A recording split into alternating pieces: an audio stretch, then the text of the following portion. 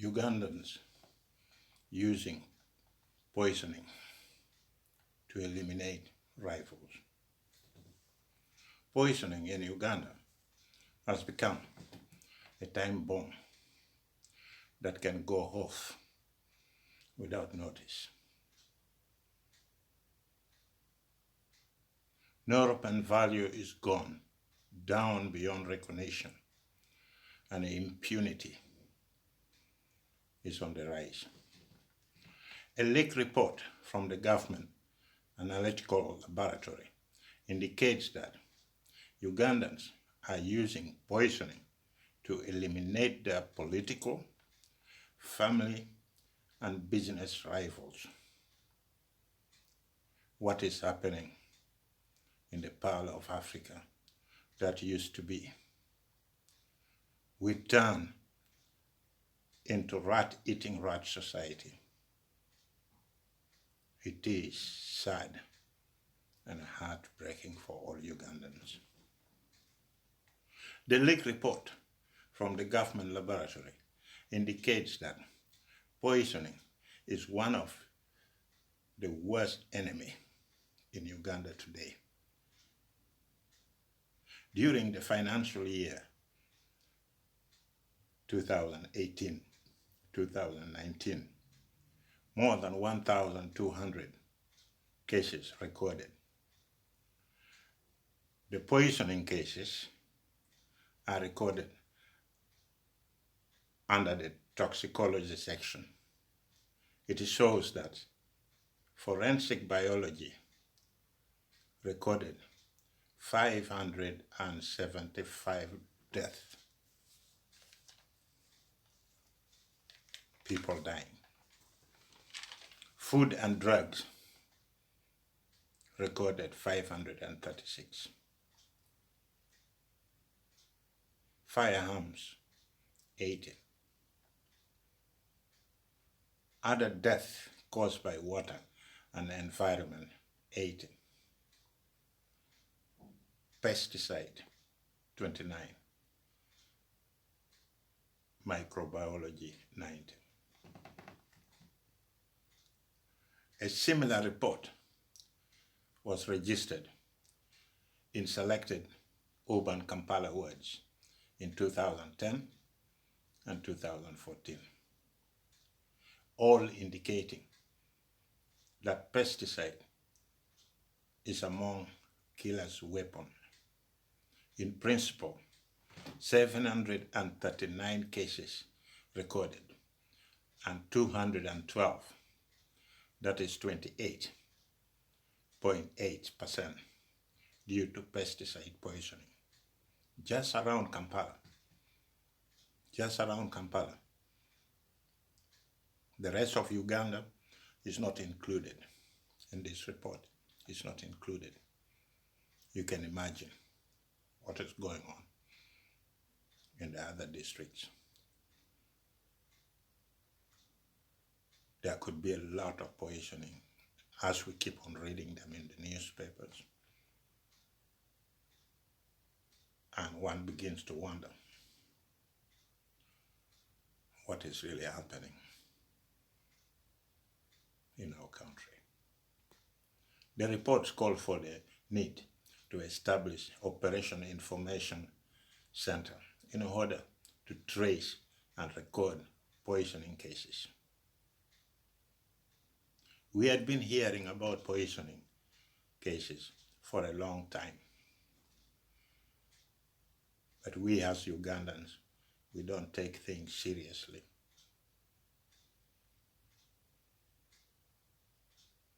Because we have very short memories, indeed. When something happens, or somebody is poisoned, a few days later, you just consider everything to be normal. We see people dying of poisoning.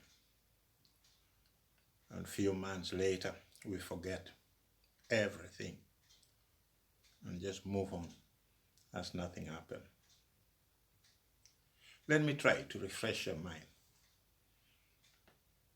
about mysterious sickness and death that had been happening in Uganda. Some are through poisoning, some are mysterious. Few years ago, Makinde East Member of Parliament, 𝙁𝙊𝙇𝙊𝙊𝙒, a government critic, said he feared he had been poisoned following a long sickness.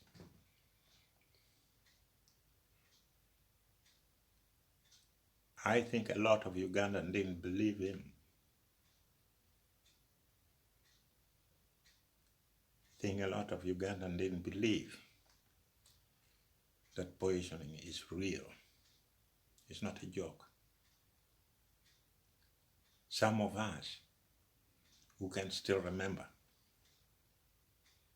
the death of Serena Nebanda, Butaleja District Woman MP.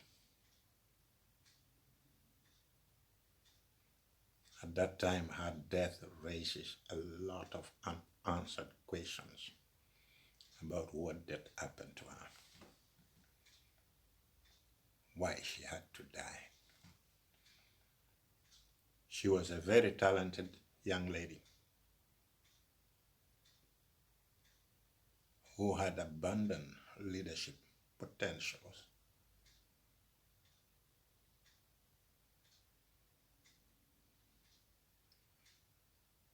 A lady who could have become a leader of tomorrow.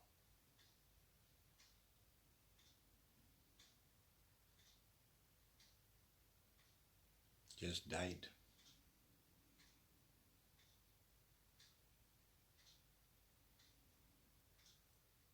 We don't have an answer to that up to today.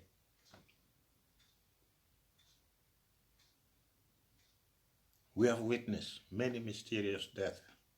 People like Andrew Kayera, people like Lieutenant General John Garang, former Attorney General Francis Ayume, Brigadier Guard Wilson Toko, General James Kazini, Brigadier Noble Mayombo, just to mention a few.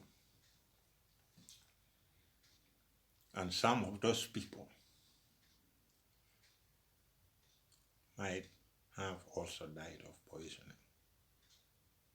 In the case of Brigadier Noble Mayombo, even the president did say that he thought he was poisoned.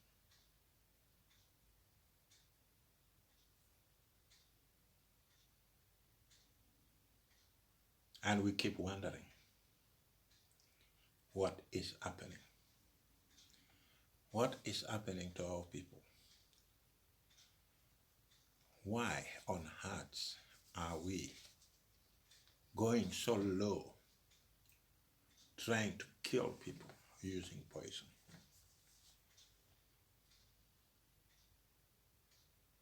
Poisoning in Uganda have increased and is just continuing. One could just call it a new dawn of mysterious death that is roaming the cities and the rural area in Uganda. If you're lucky, you survive. If you're not lucky, you go. So many things has happened. And every time you wake up, you are greeted with sad news.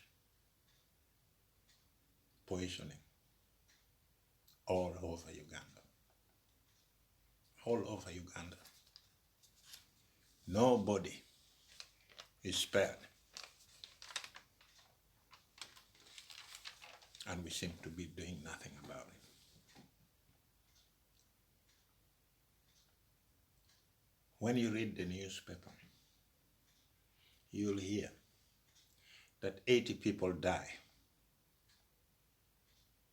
of methanol-laced poisoning after drinking gins. When you hear the news, it becomes normal. It does not matter anymore.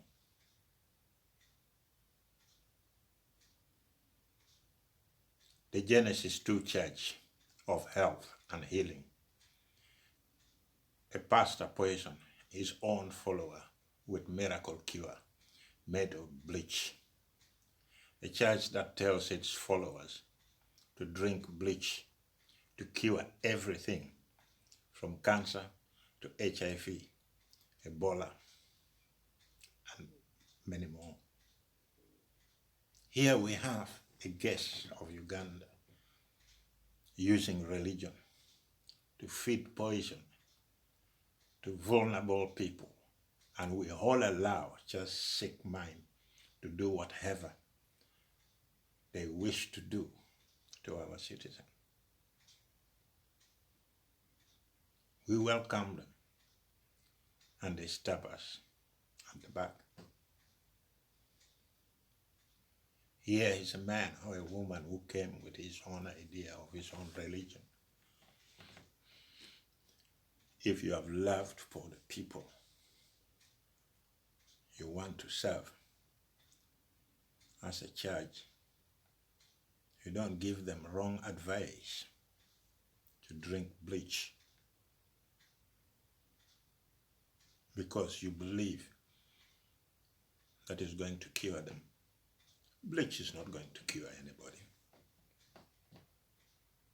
But then you ask yourself, where are our leaders? We don't hear anything anymore these cases.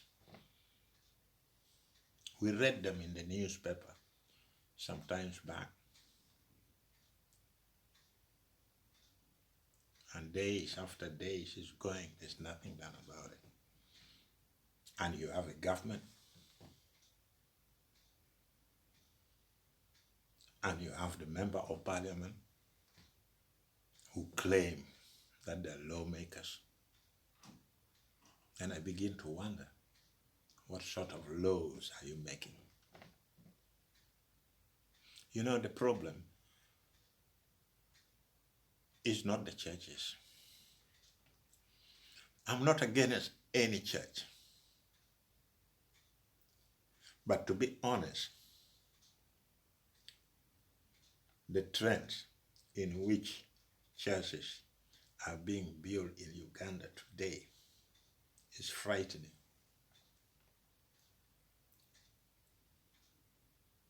Everywhere in the villages, you find so many churches, people who just come to help themselves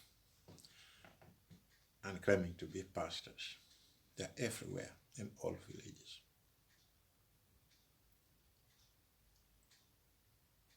And it seems as if we just find it okay. And the people in power says you are welcome. So it does not matter whether you tell them to drink bleach or not, you just come. Because you are going to help me police their mind, and then I have less problem. That is what is going on. The poisoning activities in Uganda is not only limited to the local people or to Ugandans. Sometimes you hear that foreign nationals were found dead in their hotel in Kampala.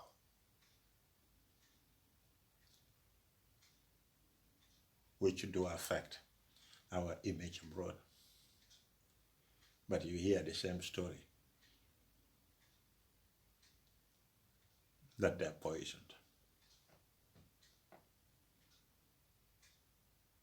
When you pick newspaper, you hear that a Baptist pastor is poisoned in eastern Uganda.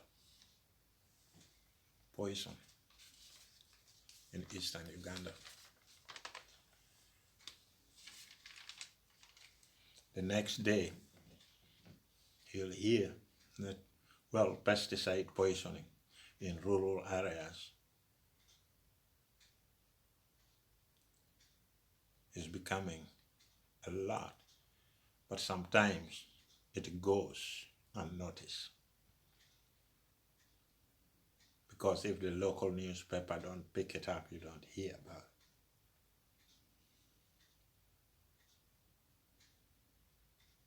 A friend of mine was telling me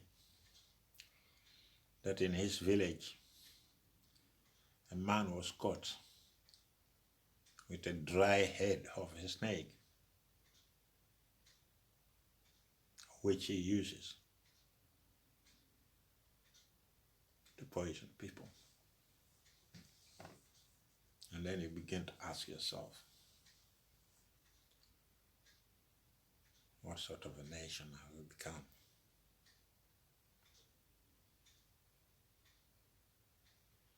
You hear that a Christian mother poisoned by a Muslim sister-in-law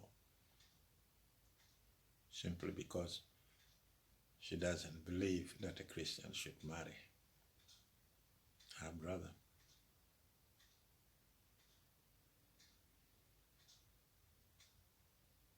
The next day you hear that 5 family members die of suspected food poisoning in Mpigi district. Another 5 family members died after eating suspected poisoned food in Bulisa. And then you hear that 3 Ugandans died after eating super cereal, a fortified porridge imported from Turkey by United Nations World Food Program.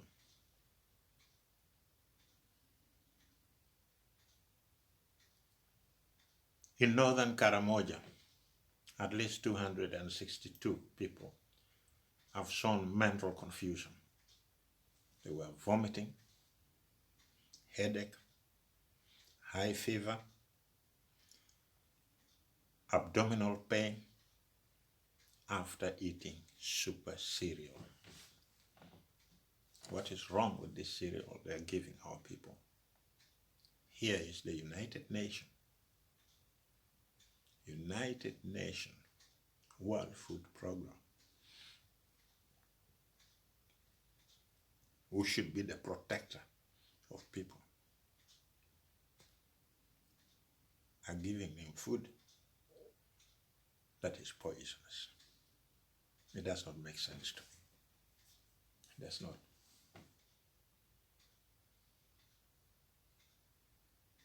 It does not make sense to anybody. You see, I can go on and on about poisoning in Uganda.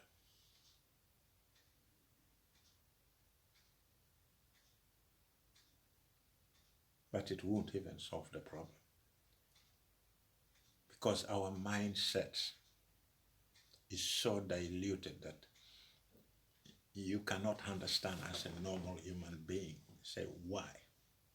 Why are we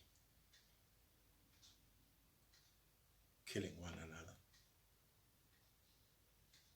What for?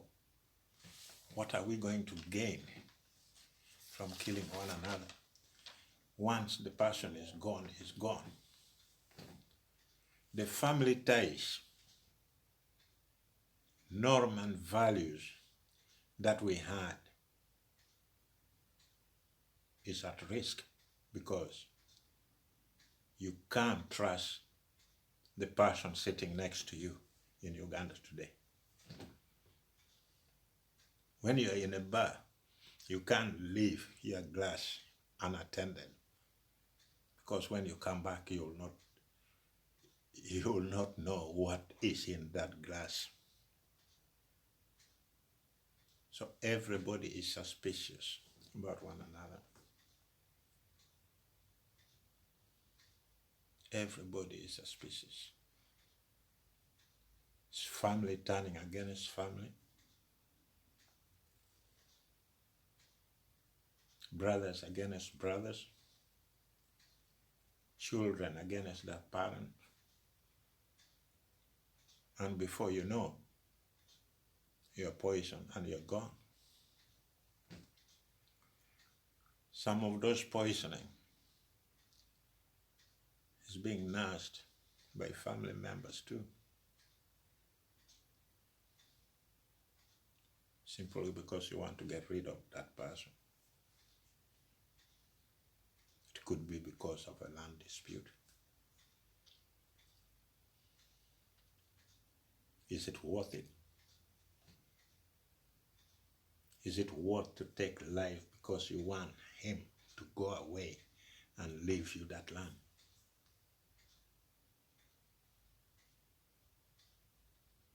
Is it worth to take a life because you want to get rid of your political opponents? That is what is going on.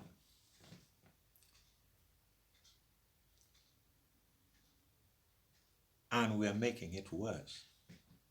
It's not because of poverty. It's because of poor management. Because people don't pay attention to one another anymore in this country. The family ties that bind us together is gone. It's not there anymore. Because the next person next to you is the one who is going to kill you.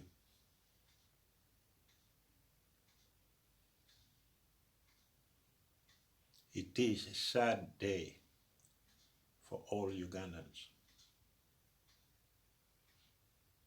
The terror of poisoning makes you sick.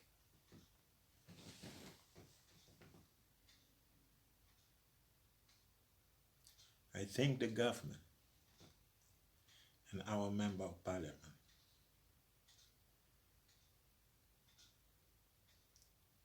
has to be serious. They should not pretend that they don't know what is happening in Uganda. They should take this matter of poisoning and that leak report very seriously.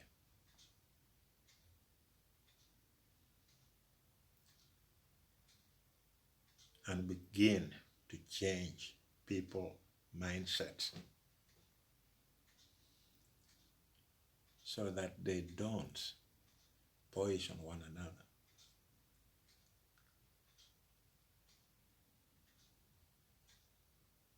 Because if it comes to eliminating a political opponent, then they, the politician, should also do something about their mindsets. Because we look at them as leaders and we can copy it from them anytime. If the families in the villages are poisoning one another, the cultural leaders should come in and let's try to change the mindset of these people from poisoning to become normal people. And these thousands of churches who are opening their offices in Uganda, I don't see their values at all. There are so many countries around the world where you don't have even 10 churches. If you look in Europe of today, you go to church on Sunday, sometimes you find very few people there because people are running away from the church. They're going away. But for us, we are bringing them in. And we claim that because of our poverty, so they're coming to police your mind. Well, I do understand the president of Uganda says he wants to have partnership with those religious leaders, partners in development, so that you can open so many churches in Uganda. You can even have 500,000 churches. But that is not going to help us at all. I hope that all of you, those who are listening, let's try to do a little bit we can to stop poisoning in Uganda. Let's do all we can to start changing people's mindset